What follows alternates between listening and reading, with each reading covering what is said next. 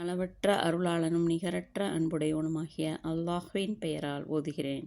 நிச்சயமாக வேதத்தை உடையவர்களில் எவர்கள் மறுமையை நிராகரிக்கிறார்களோ அவர்களுடைய செல்வங்களும் அவர்களுடைய சந்ததிகளும் அந்நாளில் அல்லாஹ்வினுடைய வேதனையிலிருந்து அவர்களை ஒரு சிறிதும் காப்பாற்றி விடாது. அவர்கள் நரகவாசிகள்தான், அதில் என்றென்றும் அவர்கள் தங்கிவிடுவார்கள்.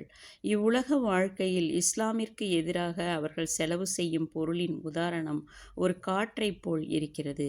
அது அளவு கடந்து குளிர்ந்து பனி புயலாகி தங்களுக்கு தாங்களே தீங்கிழைத்து கொண்ட ஒரு வகுப்பாரின் பயிரில் பட்டு அதை அழித்து விட்டது.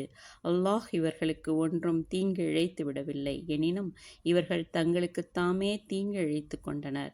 நம்பிக்கையாளர்களே, உங்கள் மார்க்கத்தைச் சேர்ந்தவர்களை அன்றி மற்றவர்களை உங்களுக்கு மிக நெருக்கமானவர்களாக நீங்கள் ஆக்கிக் கொள்ளாதீர்கள். ஏனென்றால் அவர்கள் உங்களுக்கு தீங்கிழைப்பதில் ஒரு சிறிதும் குறைவு செய்வதில்லை. உங்களுக்கு துன்பம் ஏற்படுவதை அவர்கள் விரும்புகிறார்கள். அவர்களுடைய வாய்ச் சொற்களை கொண்டே அவர்களுடைய பகைமை வெளிப்பட்டுவிட்டது. உங்களை பற்றி அவர்களுடைய உள்ளங்கள் மறைத்திருப்பவையோ மிக கொடியவை. நிச்சயமாக நாம் அவர்களுடைய அடையாளங்களை உங்களுக்கு விவரித்து விட்டோம். நீங்கள் அறிவுடையவர்களாக இருந்தால் அறிந்து கொள்ளலாம். நம்பிக்கையாளர்களே, இவர்களையா நீங்கள் நேசிக்கிறீர்கள்? அவர்களோ உங்களை நேசிப்பதில்லை. நீங்கள் அவர்களுடைய வேதங்கள் அனைத்தையும் நம்பிக்கை கொள்கிறீர்கள்.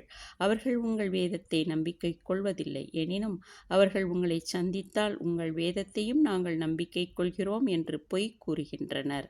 உங்களை விட்டு விலகினாலோ உங்கள் மீதுள்ள கோபத்தினால் தங்கள் கை விரல்களையே கடித்து கொள்கின்றனர். ஆகவே நபியே, அவர்களை நோக்கி கூறுவீராக, உங்கள் கோபத்திலேயே நீங்கள் சாவீர்களாக. நிச்சயமாக அல்லாஹ் உங்கள் உள்ளங்களில் உள்ளவற்றை நன்கு அறிவான். உங்களுக்கு ஒரு நன்மை ஏற்பட்டால் அது அவர்களை வருந்தச் செய்கிறது. உங்களுக்கு ஒரு தீங்கு ஏற்பட்டாலோ அதற்காக அவர்கள் மகிழ்ச்சி அடைகின்றனர். ஆகவே நீங்கள் பொறுமையுடன் இருந்து அவர்களை விட்டு விலகி இருந்தால் அவர்களுடைய சூழ்ச்சி உங்களுக்கு எத்தகைய தீங்கையும் விளைவித்து விடாது. ஏனென்றால் நிச்சயமாக அல்லாஹ் அவர்களுடைய செயல்களை நன்கு சூழ்ந்து கொள்வான். நபியே, நீர் உமது குடும்பத்திலிருந்து அதிகாலையில் புறப்பட்டு சென்று நம்பிக்கை கொண்டவர்களை போர்க்களத்தில் ஒழுங்குபடுத்தி கொண்டிருந்ததை நினைத்து பார்ப்பீராக.